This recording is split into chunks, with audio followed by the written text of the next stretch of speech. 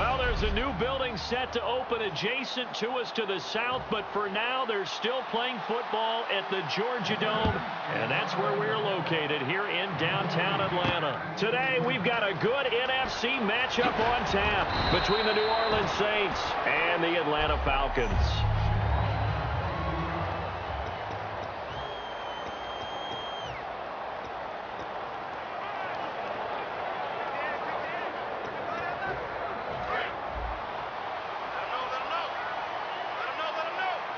They'll put two receivers left, two to the right. Throwing now, Ryan on first down. Hits his target, it's Taylor Gabriel. 26 yards on the pickup there. And the Falcons are going to get a first. An ex-teammate used to tell me all the time, I hate experienced quarterbacks because no matter what, you really can't hide what you're doing. And I think that right there, he knew right away where the blitz was coming from, where his primary guy was going to be, and he ended up going to a secondary target for a nice game. I was just going to ask you, that wasn't the primary target. And he's so good at that, isn't he? I think he knew right away that he wasn't going to get to his primary guy. I think he read that as soon as he got to the line of scrimmage, knew where the pressure was going to come from, and said, I know how to beat that, and that's what he did. Here's Ryan. He completes it to Julio Jones. A good gain of 14 there, and it moves to James. Over 1,400 yards last year for Jones. Just 6 touchdowns, but, you know, of course he had the big 300-yard game.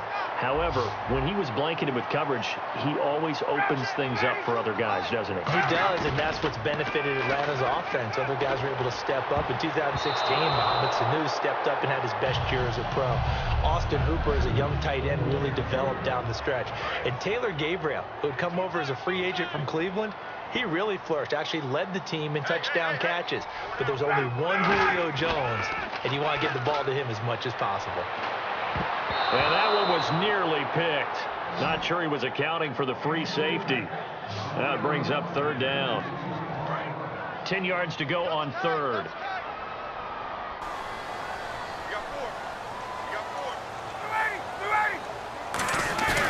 They run the play fake to Coleman. Now Ryan. It's caught. Jones. And he will have the first before he's brought down right on the chalk of the 20. And fits the exact right word. Over the middle, there's almost always traffic, so anytime you're a receiver in that area, you're not just focused on catching the football. You're wondering where the collision's going to come from, right? Because there's almost always someone there able to concentrate, catch it, and even added a little extra at the end with a short run. And the pocket's been protected pretty good here so far in the opening drive. We always talk about confidence in runners and catchers and quarterbacks. How about the protection detail? They're not allowing anyone near the guy throwing the football.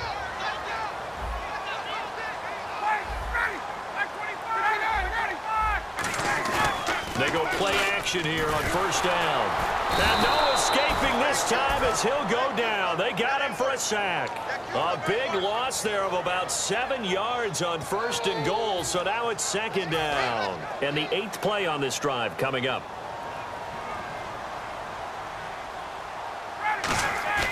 Off the play fake to Freeman. It's Ryan. And he's got his star receiver. It's Jones for the Falcon touchdown.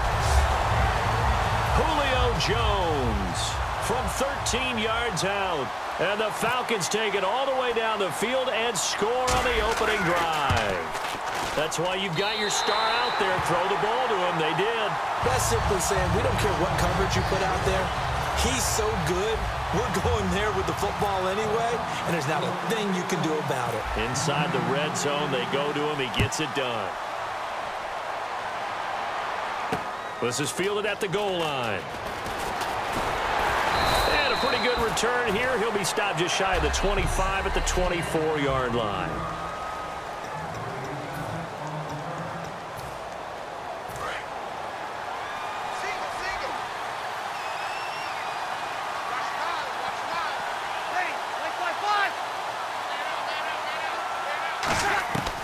Breeze now on first down. He goes underneath to Ingram. And he's able to get out to the 32, brought down there. Second down now after the pass completion.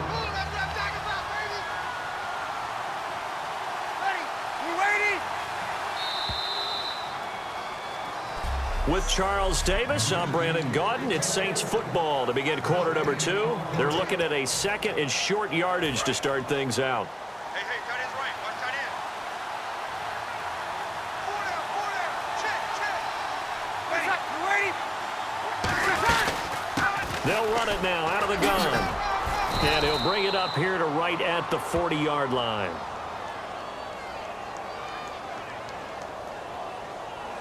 Personal foul, face mask, defense. And I know it's hard in live action, but you've got to keep your hands away from the face. That's a 15-yard penalty. You work on it all the time, making sure your target area is lower and trying to keep your hands away from the face mask so you don't get the big penalty. Bree's going to throw. He throws and he hits the slant route to Thomas. Give him 7 on the play. And this last year, right around mid-season, it's kind of when Michael Thomas emerged as Drew Brees' favorite target. And he finished leading all rookies, 92 catches, over 1,100 yards. And one of the things I remember most about learning about Michael Thomas last season when I did a Saints game was finding out how much winning meant to him. Multiple teammates talked about after a loss how upset he was, how much he put into practice getting ready for the next week, and how much he was looking at other guys and wondering, do you care as much as I do? And that's a really big deal for a rookie receiver, and he translated it into action the rest of the year.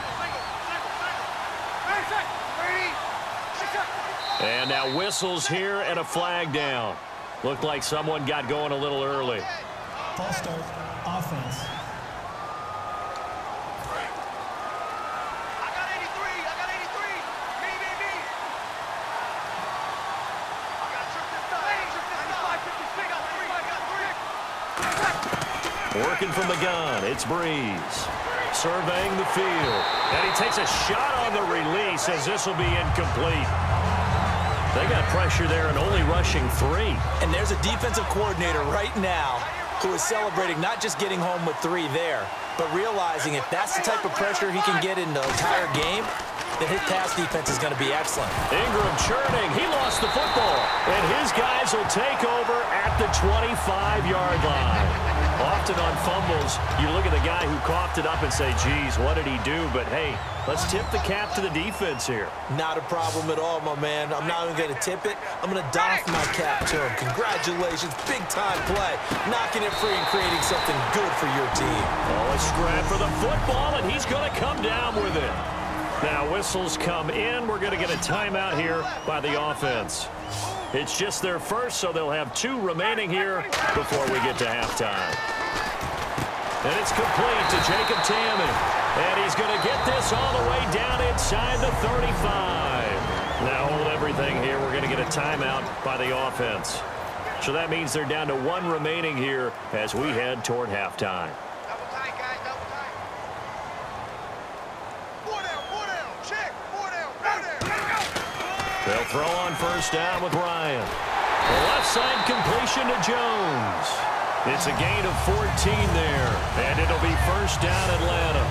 When you're playing a quarterback with some experience and some moxie, you enter the danger zone when you decide to blitz him, because if he's able to diagnose as he did on that play, he can hurt you downfield. He reads defenses so well, doesn't he? He really does, and the best part about that play for him, I don't think that was his primary target. I don't think so either. I think he had the read, figured out where the blitz was coming from, and went to a secondary target for a really nice game. Second down now after the incompletion. It looked like they had an opportunity for a big play across the middle, but he didn't have the concentration or the focus necessary and dropped it before he could haul it in. Now Ryan. And he's got his star receiver. It's Jones for the Falcon touchdown. Julio Jones with his second touchdown here in this first half. And the Falcons will add on to their lead. And he puts it through.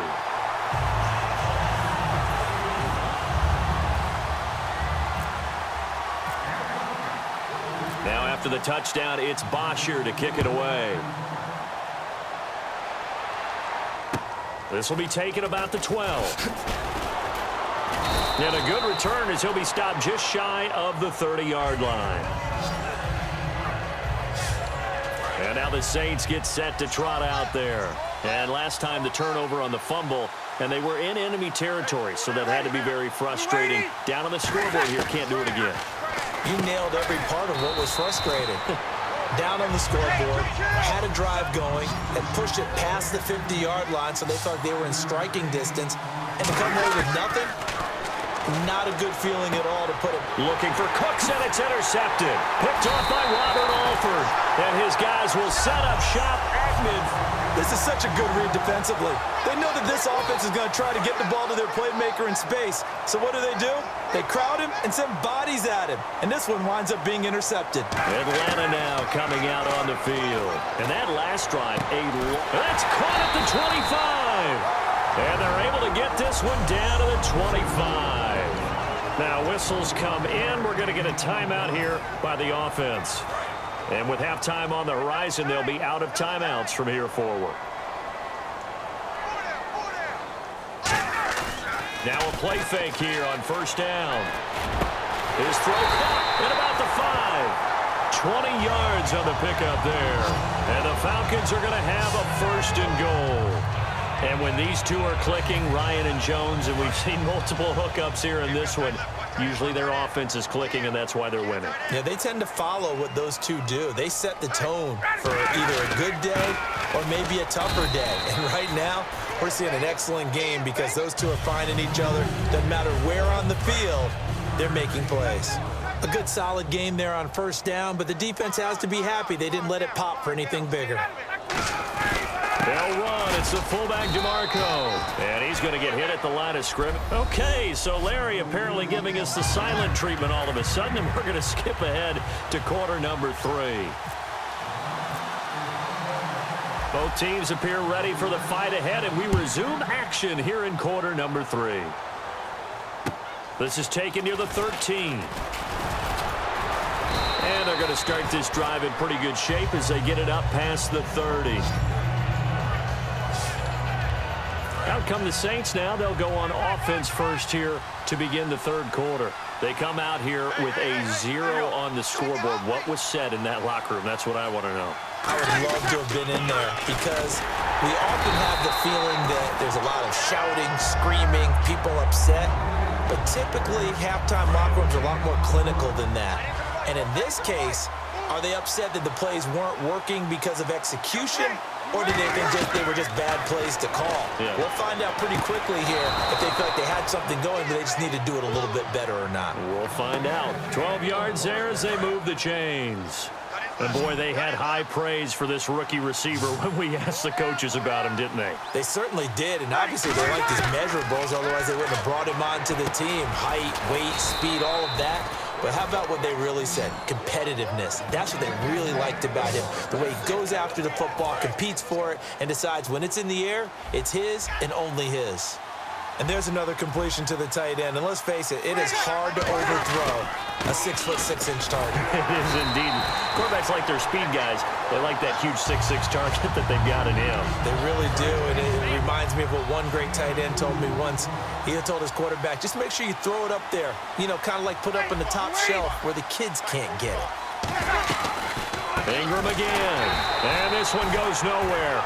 Losing yardage on the play back at the 46. So he loses 3 yards there. Now third down. Brandon, that play typifies what we've seen from the offense all day long. They've had no success getting things going. I think for the offensive coordinator, he's got to go to that side of the play sheet that says, try something different. Try some specials, something they haven't seen all day to try and get this offense kick-started.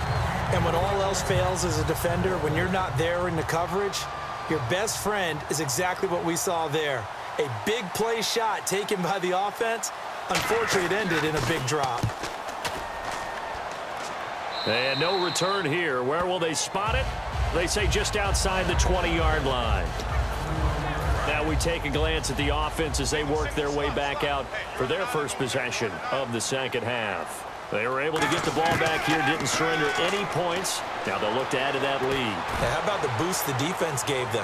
Going right out on the field, shutting them down, not giving up any points, and turning the ball back over. They want to do their part now and show them a little respect and some gratitude by scoring some points. And to get a little more cushion. Second down following the incompletion. They'll put 2 receivers left, 2 to the right. Again on 2nd and 10, it's Ryan. And this is Gabriel on the catch. That one goes for 24 yards. Well, we know he's got the speed there. He needed the speed and the hands. A great catch. And because of that speed, you have to respect it as a defender. So you have to either play off